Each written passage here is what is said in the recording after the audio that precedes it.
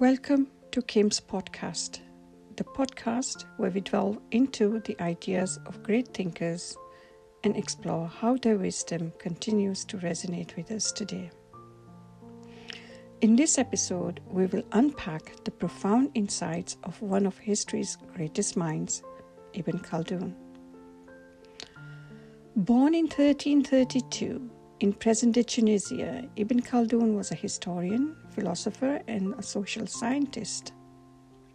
His groundbreaking work, Muqaddimah, often translated as the Introduction, is widely regarded as the foundation of modern sociology, economics, and historiography.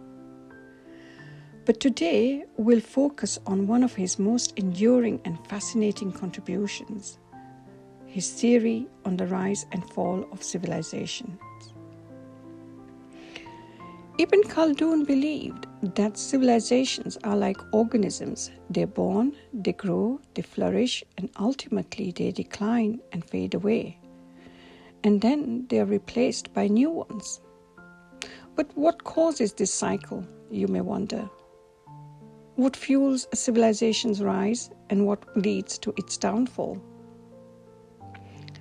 At the heart of Ibn Khaldun's theory is his concept of Asabiyyah. Asabiyyah is an Arabic term meaning social cohesion or group solidarity with an emphasis on unity, group consciousness, and a sense of a shared purpose. Originally, this term was used in the context of tribalism and clanism, but it is occasionally also used for modern nationalism. According to Ibn Khaldun, Asabiyyah is the glue that holds a society together.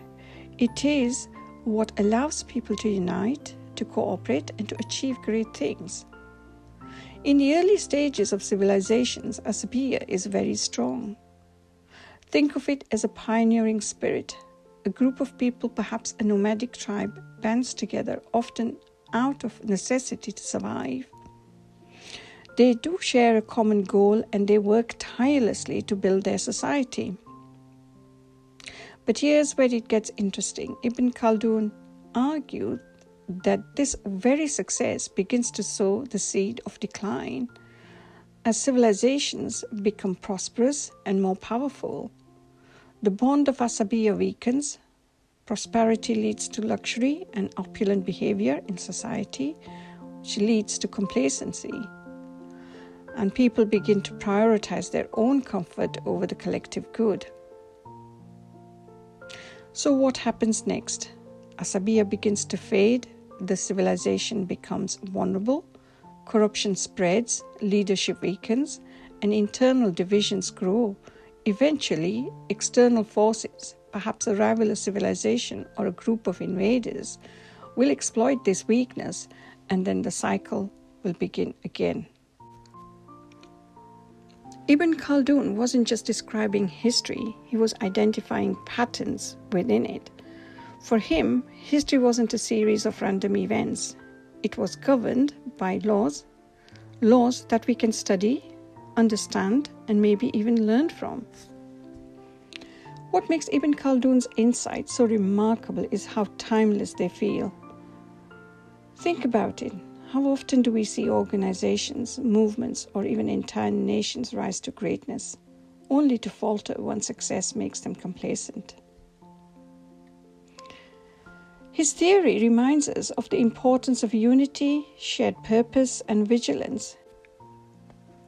It's a warning against letting comfort and prosperity erode the very values that make success possible. Ibn Khaldun's ideas might be over 600 years old, but they still speak to us today. They challenge us to think critically about the societies we live in and the choices we make. Does it nurture our Asabiyyah, or are we letting it slip away? So, as we wrap up this episode for today, take a moment to reflect. What does Asabiyyah mean in your life? And how can you contribute to the strength and unity of your community? Thank you for joining us on this fascinating journey into the mind of Ibn Khaldun. If you enjoyed today's episode, Don't forget to like, subscribe, share, and leave a review. And as always, keep thinking, keep questioning, keep learning, and keep seeking wisdom. Until next time, from Kim's podcast, stay curious, stay safe. Take care.